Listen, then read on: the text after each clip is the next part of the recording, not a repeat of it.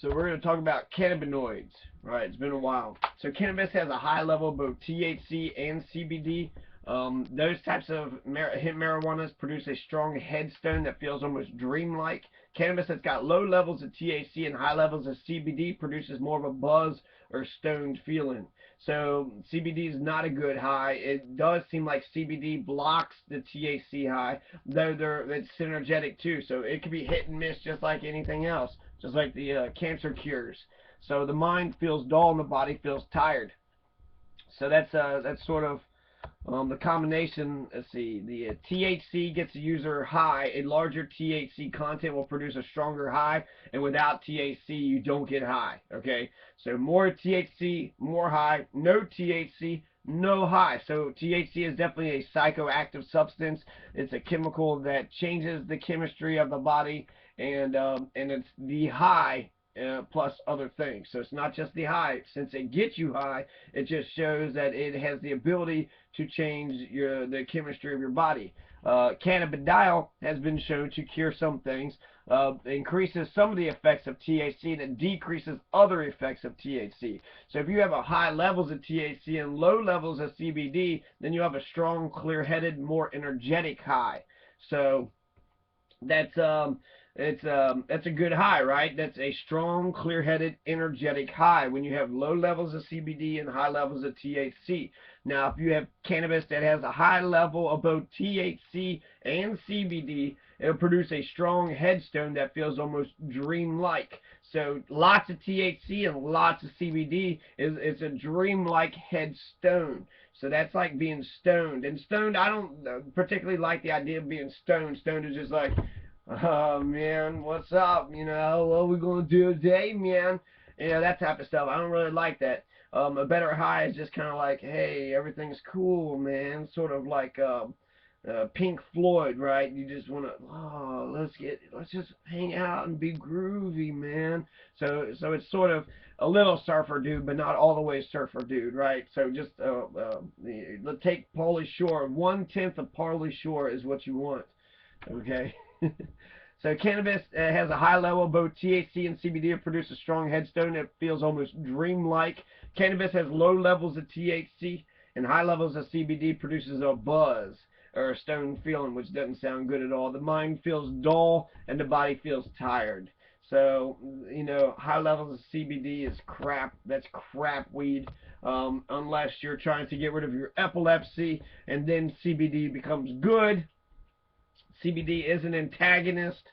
I was looking what the definition of a cannabinoid receptor antagonist is, and the cannabinoid receptor antagonist, the discovery of the endogenous cannabinoid system led to the development of the CB1 receptor antagonist. So they found out that you have an endocannabinoid system, right? So that's ECS, and an ECS is the whole system, the endogenous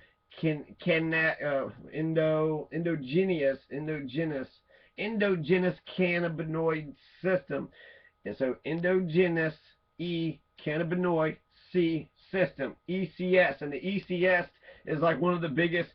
It almost sounds like science. When they're going to describe your body, they're going to use cannabinoids language for the rest of our lives, because they say that the immune system is one of the biggest systems of your body. It's what protects your body from bacteria and microbes and viruses getting into your body and killing it, right? So when you die, immediately it just takes what a week for, you know, all these parasites and these worms and, you know, this bacteria and everything to eat your body until you're just nothing but a skeleton. Well, while you're alive, your immune system is doing things to prevent that from happening. And the immune system is everything. So it's not just, you know, your brain or your skin. It is part of your skin, right? Because your skin protects anything from sort of getting through, but things can soak through, right? So things can go through your skin. And then you have acid in your stomach, and you have you know, sort of your breathing. We have a filter for our breathing, so we get the oxygen out of it. So anyways, the immune system is really huge, but the endogenous cannabinoid system, the ECS, I'm actually just trying to memorize ECS. So ECS, the ECS system, the endocannabinoid system, is one of the biggest systems the human body has. Okay, so the first cannabinoid receptor antagonist, rimonabant, was described in 1994. Rimonabant blocks the CB1 receptor selectively, has been shown to decrease food intake and regulate body weight gain. So, rimonabant has the ability to stop people from being fat and eating too much. So there's actual cannabinoid receptor antagonist, rimonabant, that goes to the CB1, goes to the receptor, the cannabinoid receptor in the human body, which is predominantly in the brain, the CB1 is, and it can stop, it can decrease your food intake. So actually marijuana, which is known to have the munchies, right, ironically has a psychoactive element inside the plant that will stop, or no, well, it said a cannabinoid receptor antagonist. I don't know where rimonabant is, but the receptor in your brain can interact with the rimonabant and actually decrease your ability of wanting to eat. So it'll help people that just want to eat all the time, right? No, slow down your eating. And it can also regulate body weight gain. So rimonabant blocks the CB1 receptor selectively, and it has been shown to decrease. So it's selectively, not 100%. The prevalence of obesity worldwide is increasing dramatically. It has a great impact on public health. The lack of efficient, well-tolerated drugs to cure obesity has led to an increased interest in research and development of cannabinoid antagonists. Cannabidiol, a naturally occurring cannabinoid, is a non-competitive CB1/2 antagonist. So it's a non-competitive CB1/2 antagonist. That's what they call CBD. So I'm going to write that whole thing down. I don't know exactly what it means, but it could be useful later on, right? So non-competitive CB1/2 antagonist. Okie dokie. Okie dokie. Cannabis sativa, as we all know, is both hemp and marijuana. So UK is spreading cannabis sativa everywhere. Hopefully they planted those seeds really close together, because if one of them goes out of sight of their bed, you might get marijuana. So watch UK. UK is planting a field, I think, in Gallatin County.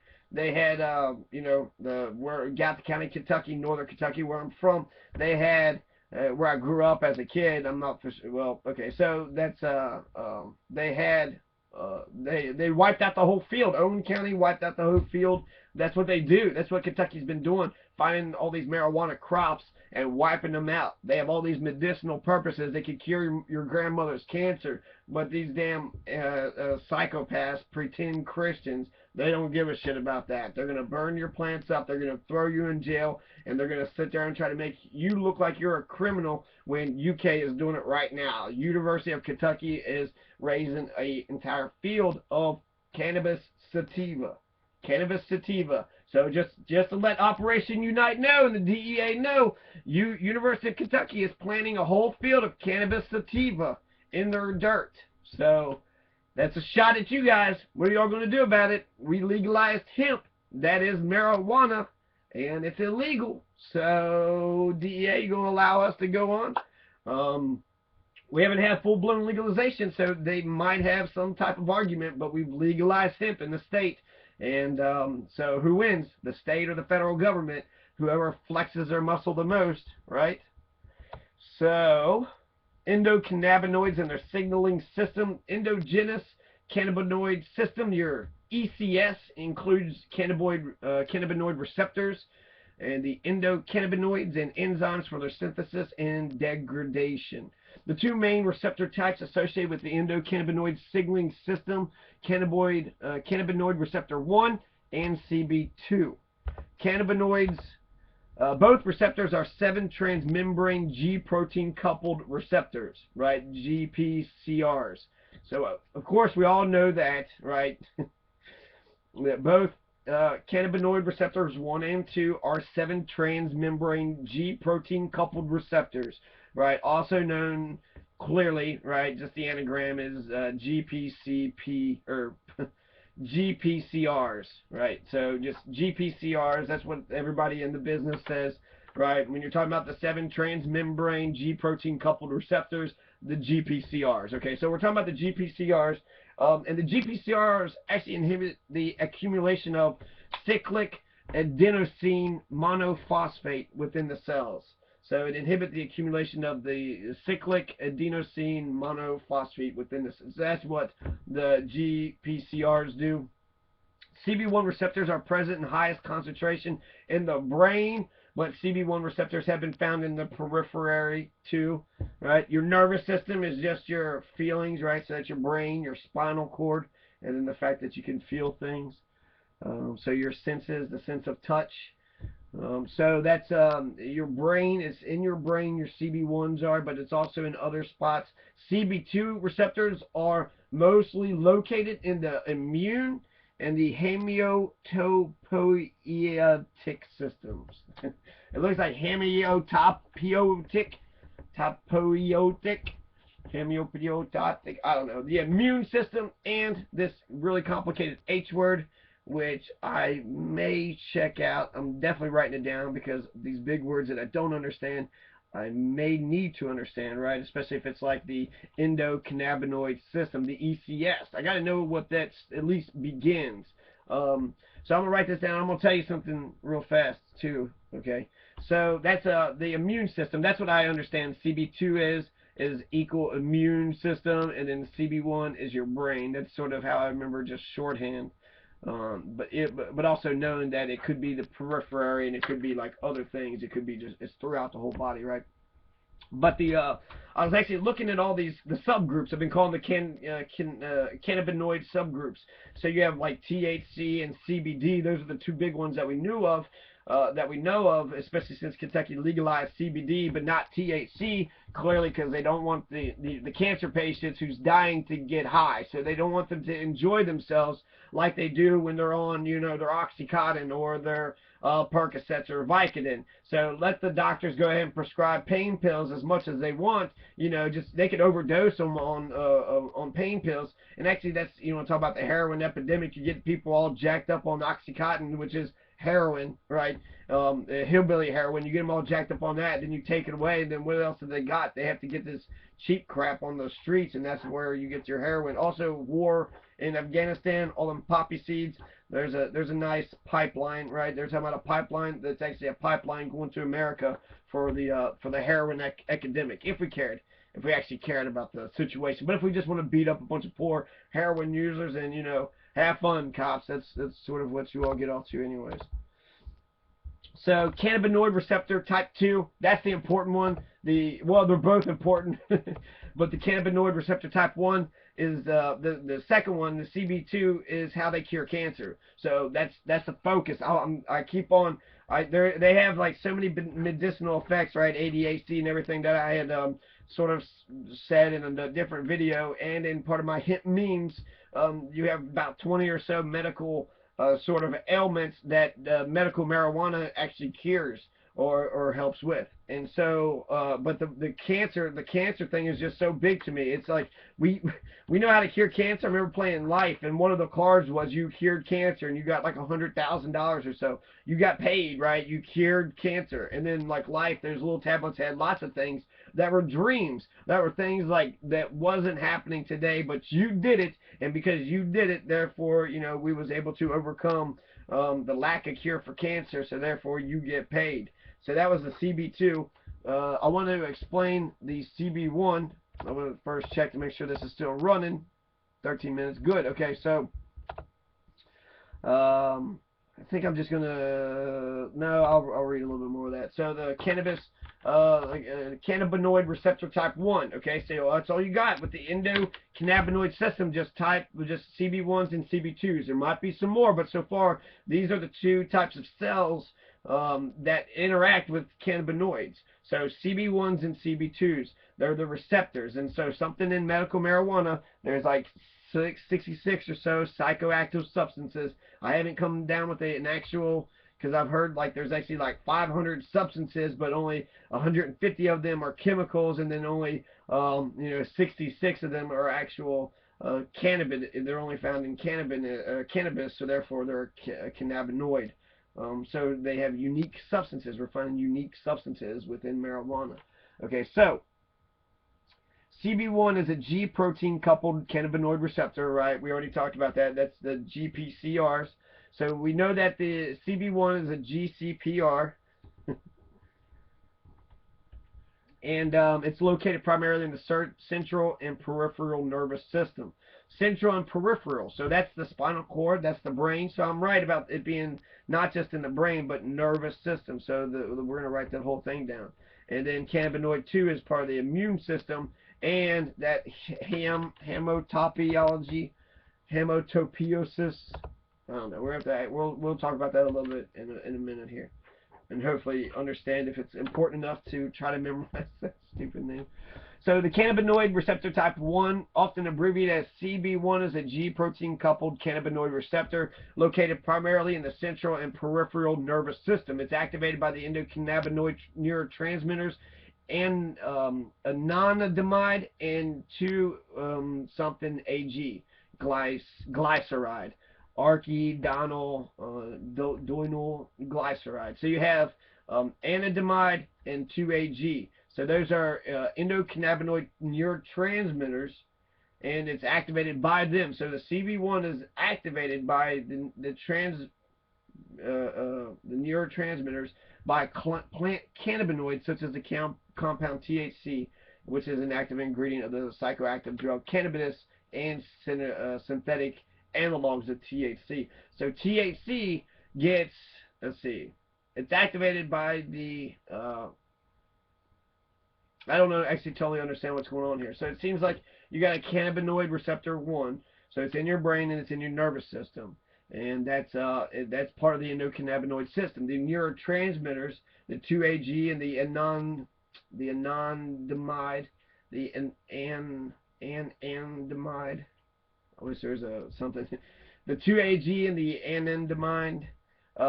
They are activated by those neurotransmitters, and so I guess those neurotransmitters might be an active ingredient. So you get THC in the body, and then THC strikes these anandamide and 2-AG neurotransmitters, and then those turn on.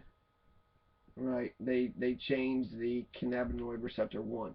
So I'm not sure exactly how the chemistry, where the hit comes from, right? Because that's how you know, that's how neurotransmitters work. There's always like some hit, there's a punch. Yeah, so it's a really complicated structure. So that's why I want to focus mostly on CB1. Hematopoiesis. This is from the Greek, blood or something else to make. It's hematopoiesis or hemopoiesis. It's the formation of blood cellular components. All cellular blood components are derived from hematopoietic. Hematopoietic. I don't know. In a healthy adult person, approximately new cells, 10 to the 11th power, new blood cells are produced daily in order to maintain steady state levels in the peripheral circulation.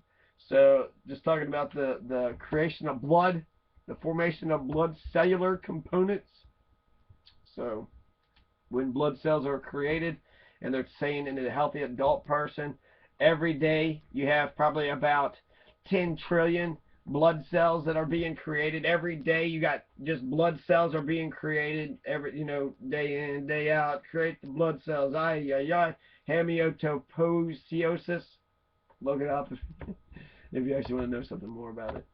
So the cannabinoid receptor type 2. This is the exciting one, okay? So the cannabinoid receptor type 2, this is how cancer can be solved, okay? This is what Ronnie Lee Smith was talking about. This is what Rick Simpson is talking about, and all these cancer survivors. It's cured 25% of cancer in mice, and all the other cancer in all the other mice, the tumor is shrunk. So it's 100% sure that it actually helps cancer, but seems to be curing only a quarter of it. But, I mean, it's in the right direction if you're shrinking it, right? So maybe you could shrink it and knock it out with something else, right? Because that's how immune system and nervous systems work. There's always lots of violence, right? If there's a free radical, if you're walking outside and the sun puts all that ultraviolet rays on your skin and it boils your skin, right, and it creates all these free radicals, well, you have to murder and kill those free radicals with antioxidants, Okay, so antioxidants, the cannabinoids are known to be good antioxidants because they kill those free radicals that want to overthrow your established body systems, right? Your immune system and your endocannabinoid systems were established for a reason, and it's even though you might not like having to always have a heart, that beats every day, even though you don't always have a heart that, if you don't have a heart that beats every day, you want to have at least, what am I saying here? I heard a noise, but the something went bump in the night. Hey wifey, can you go check see what that is? I'm scared. So anyways, you have so cannabinoid receptor 1. I was talking about what? Damn it. Oh yeah, about the establishment of the free radicals and the UV radiation.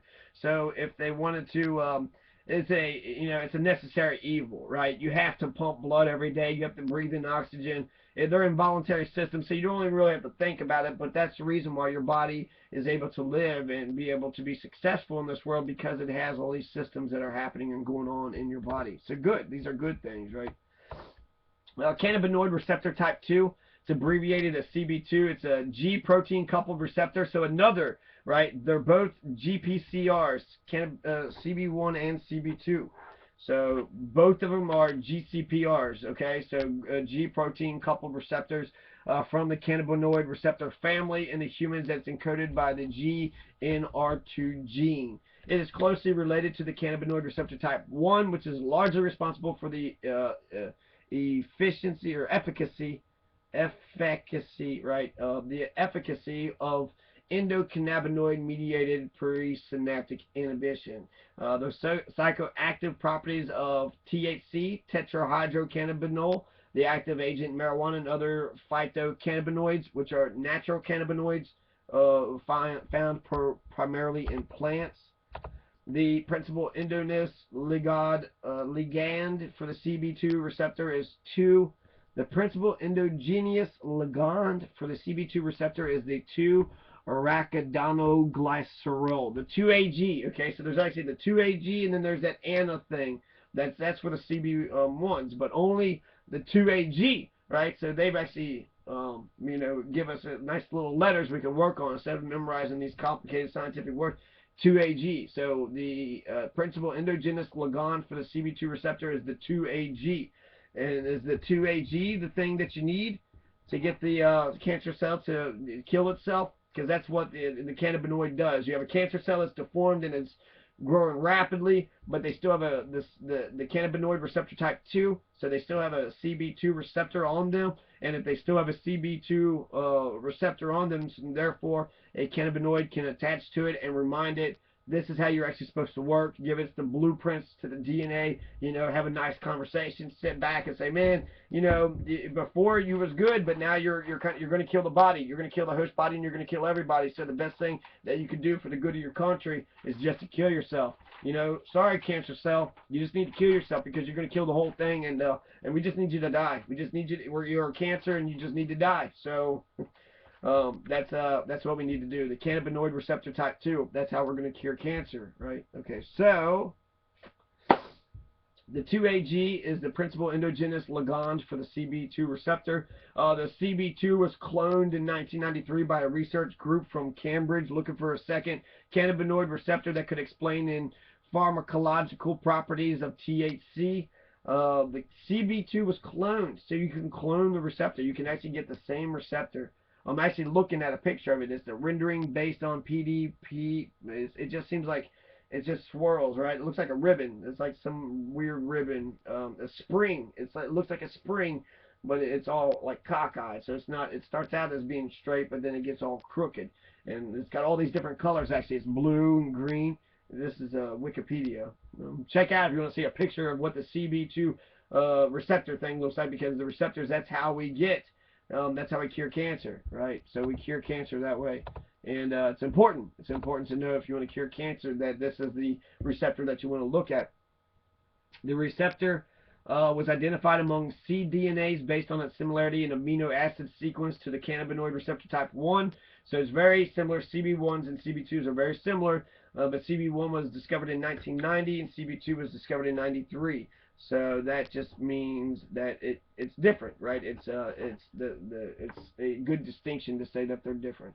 So the discovery of this receptor helped provide a molecular explanation for the established effects of cannabinoids on the immune system. So how does marijuana affect the immune system? Does it strengthen it? Does it make your body a stronger sort of combatter for all the microbes, bacteria and viruses, or does it make it weaker? And I think a lot of evidence is saying that it's stronger. Not only is it stronger for just your immune system, but it's able to help a lot of people's conditions. And actually, the idea of naming these things the cannabinoid receptors when it's in your brain and it's part of your nervous system, 1 and 2, basically it assumes that your body actually needs it. So there's a receptor, you have a cell in your system that when the marijuana actually gets to that cell, it changes the composition of it in a positive way. And so it makes it stronger. It kills the bad brain cells. It tells the sick brain cells to die and the good ones to be stronger, right? In general. And so that's what's happening. That's what we're seeing. The CB2 receptor, this is the structure, is encoded by the CNR2 gene. Approximately 360 amino acids comprise the human CB2 receptor, making it somewhat shorter than the 473 amino acid long CB1 receptor. So it's a shorter receptor, right? You only have 360 amino acids. You got so many amino acids in CB1. Like CB2 is definitely my favorite because you can cure cancer with it. As is commonly seen in G protein coupled receptors, the CB2 receptor has 7 transmembrane spanning domains, a glycosylated N-terminus and an intracellular C-terminus. The C-terminus of CB2 receptors appears to play a critical role in the regulation. I'm just fascinated with this, but I have to read all this because it's way too legalese. It's too cannabinese for anybody to actually be able to understand. So I want to talk about some of these differences. Something cool that actually I'll end it off on this and actually get to my damn lectures. I keep on going to the side, but really I can read all of it and I can explain every little detail to you, but then I pull out the conclusions and hand it to you. So really you want the conclusions, right? That's the milk and honey, right? That's the meat and potatoes of these lectures, is what did I pull out from my... You don't want me to just sit there and say, well, there are 66 cannabinoids, starting with CBD, CBC, CBB, CAD, ACC, KKK.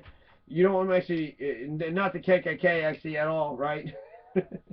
Or the LMPD, which is basically same difference, right? Or the KSP, or the military industry, or basically Nazi Germany, and all that rhymed, right? So, haha. Okay, anyways, I was talking about CBC. Okay, so I have these subclasses, and I like these subclasses because they kind of have, there's groups. Each one of these cannabinoids have different groups where there's other chemical sort of makeup, but there's some of them that's just isolates, so that's the only kind.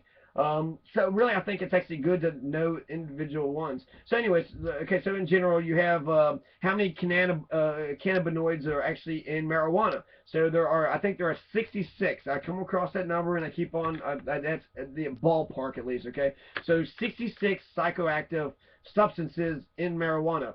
What are they? Well, you have a whole bunch of them. You got THC, and you got different brands of THC, which I did not know about. Okay, I thought there was just THC, but no, there's other types. There's Delta 9 THC, there's Delta 8 THC, and there's Delta 7 THCV. You know, talking about a Power Ranger Zeo moment. You know, that's not just THC, but you got Delta 7 THCV, right? And I think that actually might be a bad thing. But I don't know. So you have Delta 9, which is the typical THC that I knew about was the Delta 9, but there's also Delta 8. And there's lots of Delta 9s. There's probably about like 10 Delta 9 THCs. So each one of them has their own distinctions. And then Delta 8s, you got, distinctions there. And then the Delta 7 THCVs have their own. But like I said, some of them are isolates. I'm not sure which one are isolates, but meaning they only have one form, and that's the only, basically, I just guessing if like CBDL, because that's another cannabinoid, CBDL, that could just be the only type of CBDL there is. When you talk about CBDL, that's all you could be talking about is that one thing. But if you say CBDs, which is what is legal in Kentucky, is CBDs. That's the medicinal property of marijuana that is legal in Kentucky as CBDs. You're only talking about one thing, okay? You're talking about cannabidiol, and that's all you're talking about is cannabidiol. So something cool that I think is able to memorize it, because all these have sort of like freehand CBD, CBE, THC. All these have like sort of you know, these abbreviated what they call anagrams. So you have all these abbreviated anagrams, which I think is actually just as, it's actually easier and better to learn that. You know, there's a big word that's tied to each one of them, and if you want to look at it more specifically, you know, look at that word, because that word sort of describes the entire chemical makeup of it. But since we were trying to talk to the general population about these things, you have to put it in language that, you know, the lay person would understand. So a good way that I got to memorize all this is actually, a lot of them start out with CB, and then it would have some other letter. So CBDs is the first example, right? CBD is legal in Kentucky. That's not THC, not anything else, not Delta 9 THC, not Delta 8 THC, not Delta 7 THCV. So no THCs, no THCVs, no THC whatsoever. Just hemp. Right, just hemp and CBD. So just that one farmers, right? There's like 4 different strands of CBD that you can, you know, get CBD stuff from. But that's it. And so how do you memorize? So you got CBDC, CBDD, CBDE, CBG, CBL, CBN, and CBT. So basically just CB, right? Everything's cannabis something. And so you have, if you could just memorize the letters C, D, E, which is the first, you know, the first 5 letters, not A, B, but C, D, E, and then G, L, N, just to keep the you know, in alphabetical order. So you got CBC, CBD, CBE, CBG, CBN, CBN, or CBL, and then CBN. So not CDL, right? Not your driver's, not your trucker's license, but your CBL, and then your CBN. So not CNN, but CBN, CBG. So CBG. That's sort of what that's like the and at the light company, the light company for Star Wars, and that's something. But anyway, so if you can memorize CB and just know that there are 7 sort of different CBs out there. So there's CBC, CBD, CBE, CBG, CBL, CBN, and CBT. Then you have THC, right? You got the 3 forms that I've talked about there, and then you have CBDL, CBND, and then CBCN. So then there's like 3 4-letter ones, and then you're done. That's all the ones that I have been able to list here. And so I think there is actually some benefit in memorizing those. So Delta 9 THC, Delta 8, so Delta 9, Delta 8, Delta 7, and then THC and THCV. Those are important. CBN, CBD, CBC, CBDEGLNT. And so, let's see, CDE is remembered, but all you have to do is just remember GLNT, and actually that word is glint, right? If there's no I in it, but if there was an I in it, it would be glint. So if you could just remember CDE glint, then you can memorize 7 of the cannabinoids that people are talking about within the marijuana plant. So not just CBDs, but CBC, CBE, CBG, CBL, CBN, CBT. THC, CBDL, CBND, CBCN, Delta 9 THC, Delta 8 THC, Delta 7 THCV. And I bet you there are some medical marijuana scientists that are just wetting themselves. This might be boring as hell to some of y'all, but to other ones, this is a good review. And yeah, I think you should memorize this stuff because I think it's really important. You need like 500 pounds to cover 10 acres, so you need lots of seeds. That's something completely different. CB1s are part of the immune system. CB1s part of the brain and nervous system. There's 2 parts to the plant. You have the herd, right? The middle pulpy stuff, and then you have the stalk. So you got the fiber and the stalk, and then you got the stuff in the middle. The herd is what they called it, like it's a pulpy cellulose or celluloid sort of material. So you got the herds and the fibers. So that's, instead of saying, because the stalk is actually the whole thing, Because the flowers, that's basically what they're saying is illegal in Kentucky are the flowers. You have to raise seeds, so you have to raise some flowers. There's going to have to be some marijuana that's raised. And actually CBD, high in CBD marijuana doesn't necessarily mean no THC. So there could very well be THC in the marijuana. I guess you'd have to. If the law calls for CBD only, that's fuck you. Okay, that's fucking bullshit. That doesn't give you any type of medical marijuana ability to study. That only helps the companies sell their stuff. But then you have no way to actually experiment with any of the stuff. And there's so many ailments that marijuana can cure. Yeah. So that's some marijuana talk, right? I'm getting tired of. Nah, actually, I like this. I'm gonna keep on going. I found this one website where they're talking about like the different characteristics of all these cannabinoids. Okay. So you got CBCDEGLNT, CDE glint, right, without the I, glint. I don't know, Glint, Kentucky. That's where I was from. Flint, Michigan. It looks like GLNT, glint. So really, it's glint, right? It's not glant or glit. It's just glint. It's glint. Okay, so CDE glint. That's 7 of the cannabinoids memorized just like that for you. The phytocannabinoids. This is cannabis-derived cannabinoids. So phytocannabinoids are the cannabinoids that are found in marijuana. Or plants, really, because there's other plants out there, but these are the ones mostly found in marijuana. And I'm looking at this, and I think there's actually some more letters, so fun. We got to learn some more structures. So the classical cannabinoids are concentrated in a viscous resin produced in structures known as glandular trichromes. At least 85 different cannabinoids have been isolated from the cannabis plant. So 85 different cannabinoids. That's, I've come across 66, and now I'm seeing 85. So it could be from 66 to 85. So that's, there's about 60 to 80, as I almost say. Because it says at least, right? So they're saying that there might be more. To the right, they show all the main classes of cannabinoids. The best studied cannabinoids are THC, CBD, and CBN. So those are the top 3, okay? And I think that's important, okay, to know like what in the industry, what are the ones that people are talking about. So CBDs, THCs, and CBN. So CBN is showing some promise for something. So I'll put the top 3.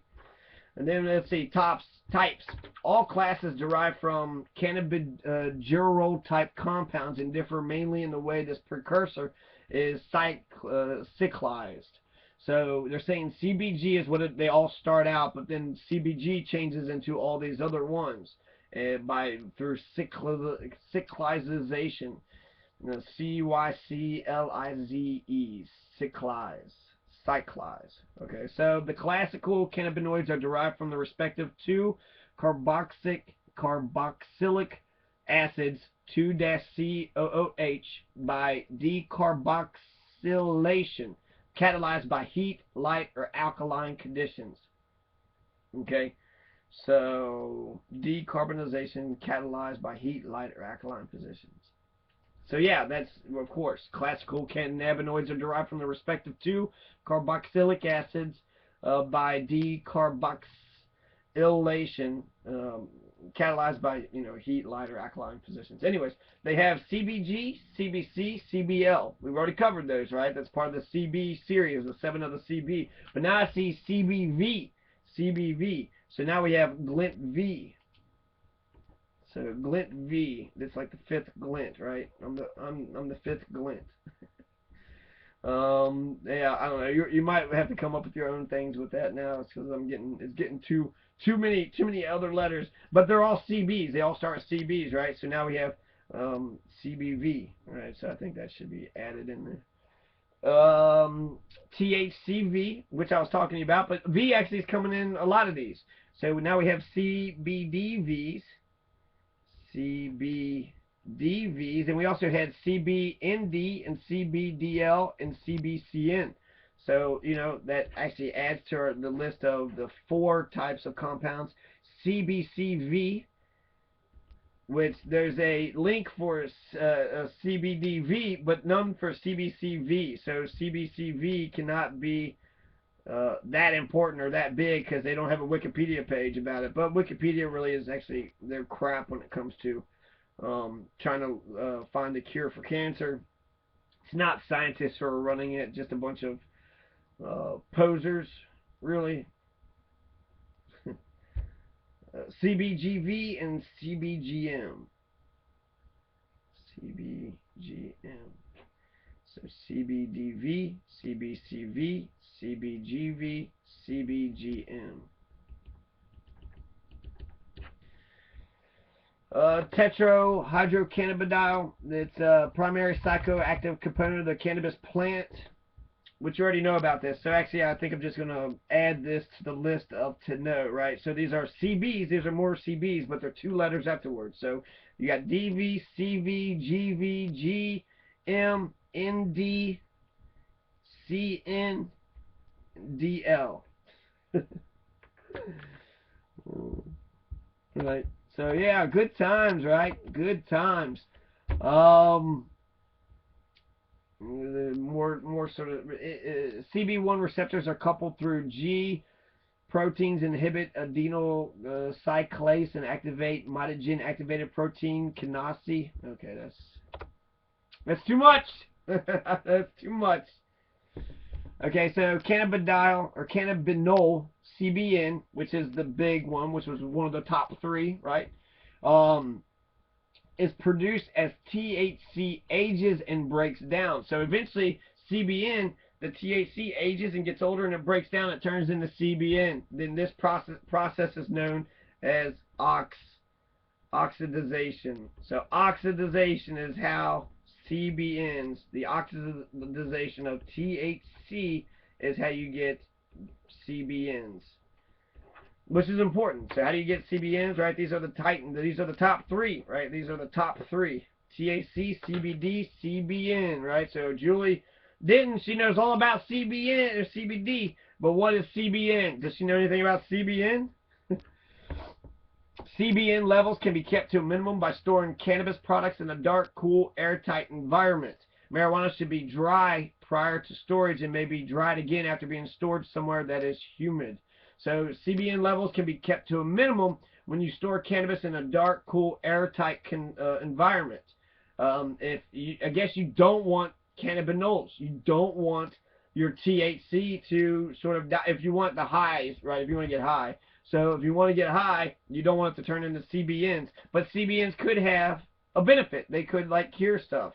Okay, so THCV, we were talking about THCVs, right? They're found, and it's called tetrahydrocannabivarin. Okay, so it's found primarily in strains of African and Asian cannabis. So if you're getting, your weed from Africa or Asia, you're going to have THCVs in it. And what does THCV do? Well, I'm going to tell you. THCV increases the speed and intensity of THC effects.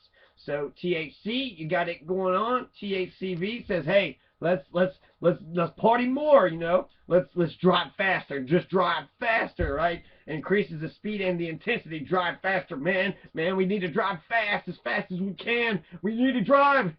We need this need for speed. We need to have racer, right? We need to be like speed racer. But it also causes the high to end sooner. Weed that smells strong prior to smoking might indicate a high level of THCV. So THCV isn't like CBN with oxidization of THC. It's kind of like, is that moldy? Just moldy crap, weed that has, not been in a dry, cool, dark spot, airtight spot. You've allowed it to be oxidized. So basically, the CBN is sort of like the decomposition of THC. Like it's kind of gross actually in a way. So what could you get with CBN? It's a different substance. So you can do things with CBN. What? I don't know. So I don't know why I'm even talking about it. CBCs is cannabichromine.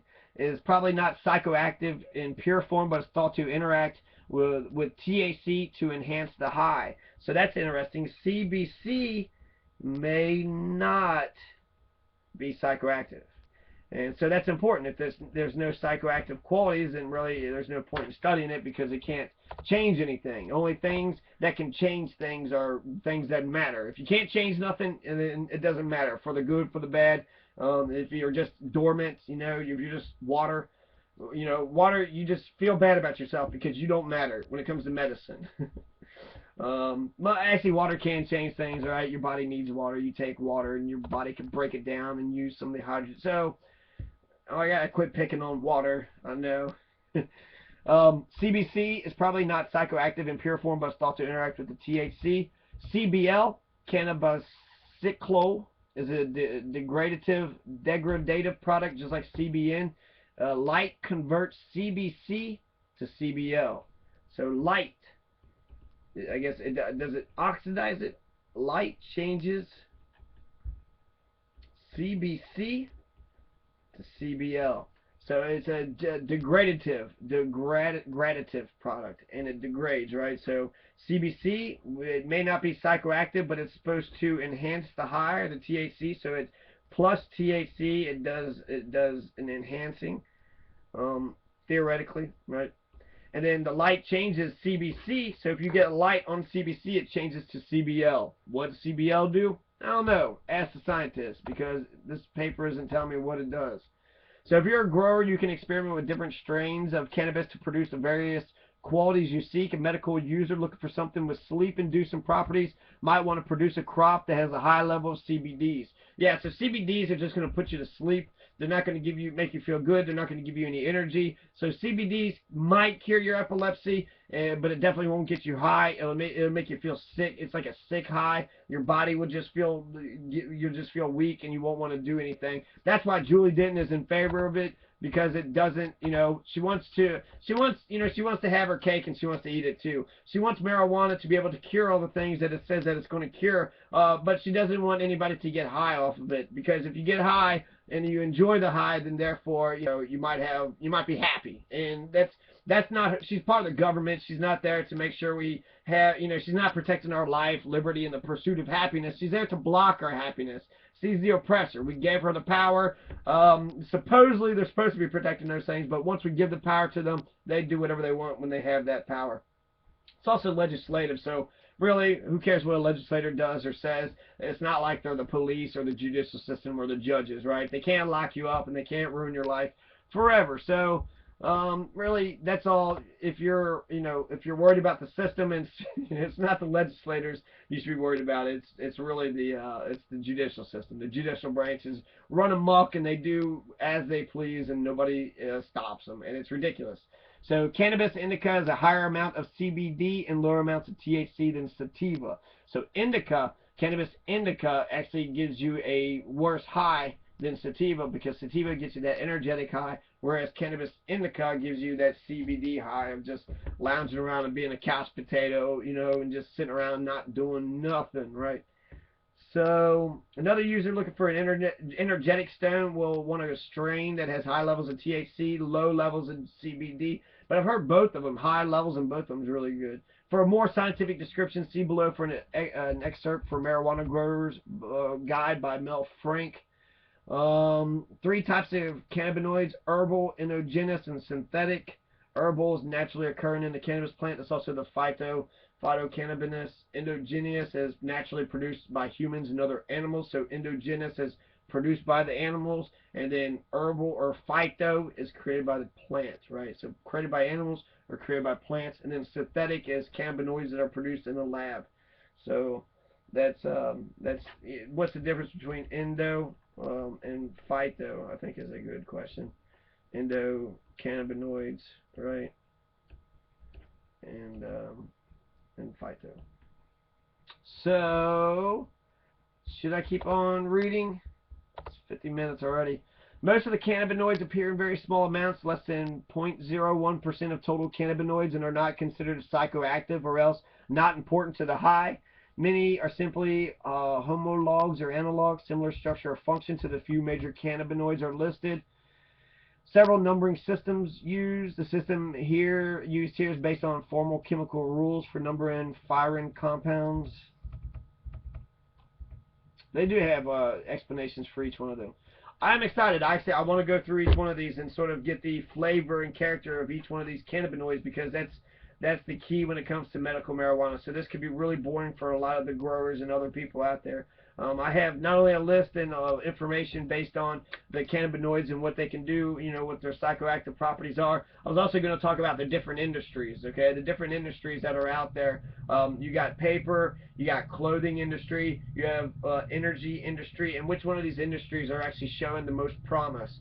The medicinal, I mean, the medicinal one is fascinating to me. Cure cancer, you can cure cancer, and there's about 20 or 30 other you know, things that you can cure too with marijuana. So that's absolutely fascinating. If you're a doctor, a scientist, I saw this one, the Sanjay Gupta. He was like in a laboratory with a bunch of marijuana plants, and they was like, man, you know, he was excited. He's like, that smells good to you, and the doctor, the scientist was like, no, it is bad. It is bad.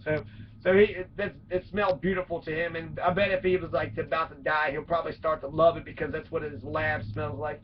But for some reason, he had an aversion to the smell. I remember I had an animal science teacher that told me that basically you associate smell with you know, things that you love and things that you don't love. So when she would go back home and smell the cow or the pig shit like all over the place, she would actually get like excited about it. So she loved the smell of cow shit. You know, that's what she was saying to everybody. So if people can fall in love with cow shit because they live next to it, then if you live around or work around marijuana plants that are putting out this potent marijuana smell, then you should be excited and happy about it. So we're going to talk more about the cannabinoids coming up next.